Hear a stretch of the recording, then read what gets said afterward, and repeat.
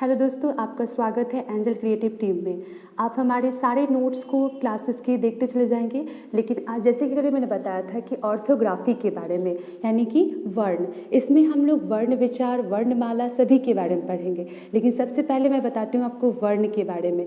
वर्ण क्या है? वर्ण हम लोग एक ऐसा पार्ट होता है जिसके बारे में छोटी छोटी सी बातों को हम लोग जानते हैं, जिसके अंदर हमारा स्वर और व्यंजन दोनों आता है। इसके दो भागों में बांटते हैं। अभी जो हम लोग देखने वाले हैं ये हिंदी साइड का है और इसका संस्कृत पार्ट भी आता है।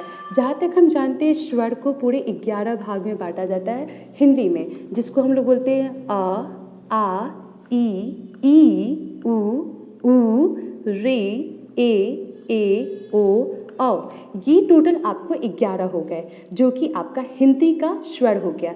लेकिन अगर हम चले संस्कृत की तरफ तो ये पूरे 13 है, जो कि आते हैं आपको आ, ई, उ, रे, ए, ओ, औ। ये आपके संस्कृत के टोटल 13 स्वर हो गए, जिसको हम लोग अच्छे से समझते चले जाएंगे और देखते चले जाएंगे। यानी कि वर्ण में ये स्वर बहुत ही इम्पॉर्टेंट है, हमारे व्याकरण का सबसे इम्पॉर्टेंट भाग। जब भी आपसे हिंदी वाले स्टूडेंट्स को पूछे कि स्वर कितने हैं, वो आराम से 11 आंसर लगा सकते हैं। लेकिन संस्कृत वाले स्टूडेंट 13 लिखेंगे। जैसे कि हम जानते हैं री का कैसे यूज है। यहाँ हम देख रहे हैं कि री और री दोनों मिल करके बनते हैं बड़ी री, जिसे हम बोलते हैं रे। ला और आधा र, जब हम लोग ये चीज़ लगता है ना, इसको हम लोग बोलते हैं हलंत, इसे हम बोलेंगे हलंत। तो इस हलंत को हम लोग जब दोनों को जोड़ देते हैं तो हमारा हो जाता है लड़ी। अब हम लोग सोचते होंगे आप भी कि हमारे स्वर में आ ई में अंग और अह कहाँ गया?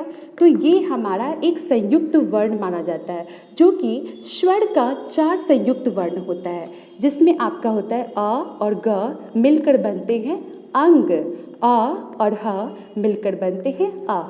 तो इस तरह से हम ये जाने कि संस्कृत में स्वर साइड में हिंदी साइड के पूरे स्वर 11 होते हैं और हिंदी में आपके पूरे स्वर 11 होते हैं, संस्कृत में पूरे 13 होते हैं। साथ ही इसके 4 संयुक्त वर्ण होते हैं, रे, ड़ी, अंग, अह। इसके बारे में हम लोग अच्छे से जान गए। तो ये हमारा क्लियर हुआ 11 हिंदी में, संस्कृत में 13, और साथ ही हम इसकी प्रोनाउंसिएशन और स्वर के बारे में जानेंगे। हम लोगों ने जिस तरह से स्वर के बारे में पढ़ा, उसमें मैंने बताया कि वर्ण का हम लोग अब डिफिनेशन भी जान लेंगे कि वर्ण का डिफिनेशन है क्या, उसकी परिभाषा क्या है, क्योंकि अक्सर आपको एग्जाम में इसके पूछे जाते हैं।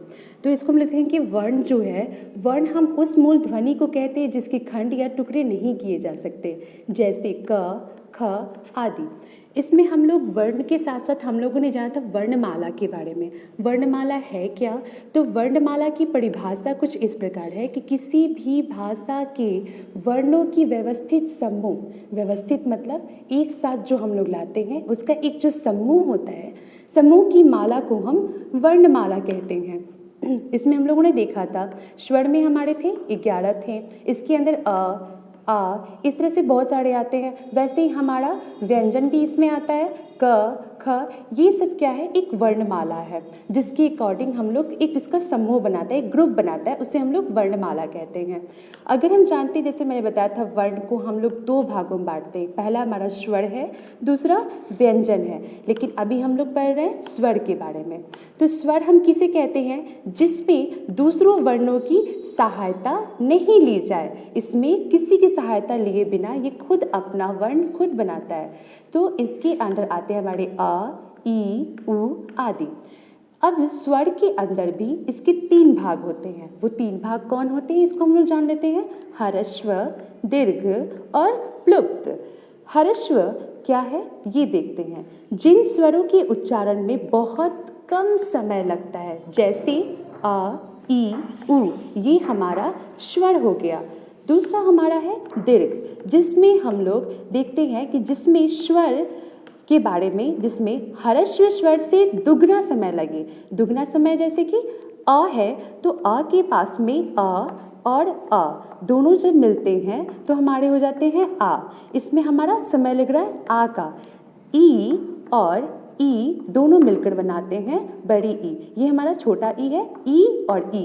लेकिन हम लोग अभी छोटा ई और बड़ा ई नहीं पढ़ेंगे, हम पढ़ेंगे ई। तो इन दोनों की जोड़ने से बना है आपका ई। ऊ और ऊ दोनों को मिलाकर बनते हैं ऊ। इससे हम लोग जानते हैं दीर्घ, यानी कि ये ह्रस्व से थोड़ा दुगना समय लगे, ये हमारा दीर्घ हो गया। तीसरा हमारा हो जाता है प्लुप्त स्वर। इस उच्चारण में ह्रस्व स्वर से 3 गुना समय लगता है, जिसको हम लोग बोलते हैं ओम। जो ये आप जो देख रहे हैं इसे हम लोग बोलते हैं अर्ध अ। ये आपका अर्ध अ आता है, जिसको हम लोग एश की तरह लिखते हैं, लेकिन ये एस नहीं है, ये अर्ध अ है, यानी कि आधा अ है, जिसको हम लोग, ये दिखता नहीं है कई बार हमें, लेकिन ये होता है, जिसे हम लोग बोलते हैं ओम। और ये हमारा प्लुप्त स्वर होता है। तो ये सारे चीज़ हमारे वर्ण के आपको मिल गए। वर्ण हो गया, वर्णमाला हो गया, वर्ण के 2 भाग प्राप्त हुए। स्वर हमने देखा, स्वर में 3 भागों को हमने देखा और इसकी डिस्क्रिप्शन को देखे। तो अच्छा दोस्तों, आप लोग इसको देखते रहिए और समझते रहिए। ऐसे ही आप हमारे चैनल को सब्सक्राइब करें, लाइक करें और जितना हो सके शेयर करें। आप पिछले वीडियो को देखना चाहते हैं तो उसमें लिंक पे हमारा सब्सक्रिप्शन मिल जाएगा। Thank you.